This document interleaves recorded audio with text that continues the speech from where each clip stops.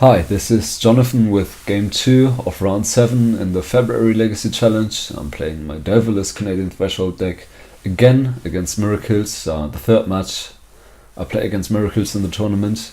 I don't think that's boring though, because all of the games I'm playing are differently and line out different aspects to the matchup, which I think personally is very interesting. I won the first game on a very aggressive draw, and for this one we're gonna have to see how it goes. If you're looking for boarding plans, those are gonna be in the description down below if you're watching from YouTube, or if you're watching from my blog, you will find them between the first game and the second game, between the video players. So yeah, thank you for tuning in, and I hope you'll enjoy this game and can take something away from it. My opponent kept 7, and I also keep 7 because my hand is great. 2 lands, 3 cantrips and 2 counters. Not 3 counters, but that is okay. People tend to not play too aggressively against Canadian. Now there is a 3 counter, and my hand is amazing. My opponent not really doing anything, which is fine by me. I also don't need to do anything. Just play out my lands. Opponent casting Brainstorm, main phase, good for me. They're spending their mana and likely try to activate one of the fetches, which I don't get to stifle.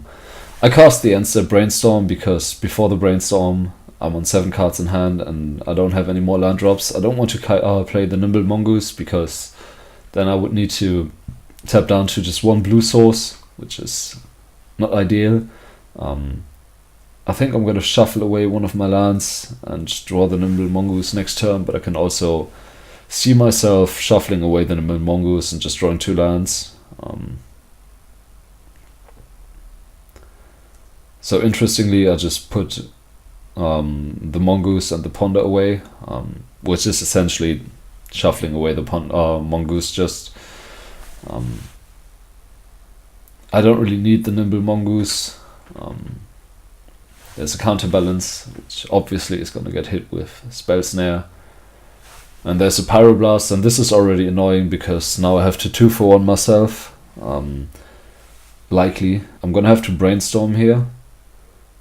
Drawing a second Nimble Mongoose is quite unfortunate, but also a Daze, so I don't have to force at least. So now I can Spell Pierce and Daze the counterbalance. Shuffling away the Tropical and one of my Mongooses, which interestingly is the plural of Mongoose. So here's the Spell Pierce, my opponent is going to pay for that. If they Flusterstorm, I'm just dead, but that's not happening fortunately. So here's the Daze for the counterbalance, which is not a great trade for me, but what can you do? So I'm going to cast a Ponder here. I don't know any of the top cards of my library. Draw another Nimble Mongoose, which is quite annoying. I don't really want to draw creatures here. So here's the Ponder. And I don't really ponder into anything interesting. I think I'm going to draw the Ponder and then put back Delta second and True Name third. I think it's likely going to be correct to draw the True Name, given that I already have 2 creatures in hand. I'm going to have Threshold after the Ponder. So I should just draw the True Name to pitch to force, and then have the double Ponder in hand to dig for further counter magic the turn after. But yeah, I don't do that. I just draw the Ponder, play a land, play the Nimble Mongoose, and waste my opponent's Volcanic Island. And here my opponent is just casting Blood Moon. I'm forcing, and I think they have a Flusterstorm. So I'm actually just dead now, unless somehow miraculously my Nimble Mongoose is going to deal 18 points of damage, or 17, which is likely going to be 18, because why would my opponent need to do anything? And here's the Engineered Explosives, and they blow up my Mongoose, and I'm just dead.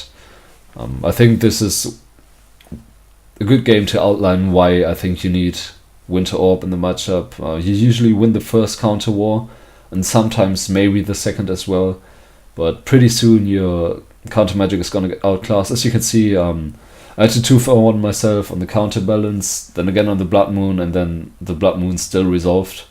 And that was all because my opponent had a lot of mana and I had Spell Pierce and Daze. Of course, I did not draw really well. I could have just drawn a Pyroblast for the counterbalance, and then Spell Pierce the Blood Moon, and my opponent then had Flusterstorm for Blood Moon, and I can Daze the Blood Moon. But that's how it happened, and oftentimes games are gonna go down this way, and Winter Orb is really a great card to have in the deck, and I think this game shows you why I like Winter Orb, why I think it belongs in the deck, and why I don't want to play without Winter Orb, most importantly.